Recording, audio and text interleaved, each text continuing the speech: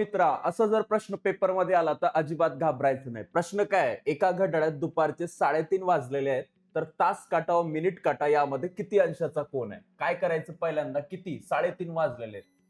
3:30 म्हणजेच काय? 3 तास 30 मिनिट. आता आपल्याला एक फॉर्म्युला वापरायचा आहे. आपल्याला अंश काढायचा आहे, कारण आपल्याला अंशाचा कोन त्यांनी विचारलाय. काय फॉर्म्युला आहे?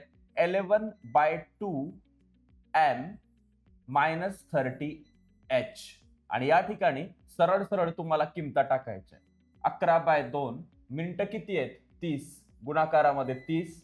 त्यानंतर वजाबाकी 30 गुणेला हावर किती आहेत म्हणजे तास किती आहेत? 3. आता याचा आपल्याला गुणाकार करायचा. इथं बघा, या ठिकाणी 15 होणार. ठीक आहे, इथं 2 न भाग दिला तर 11 गुणेला 15 वजा 30 त्रिक 90 होतात. आता हे तयार झाल्यानंतर 11 गुणेला 15 किती होतात? 165 होतात.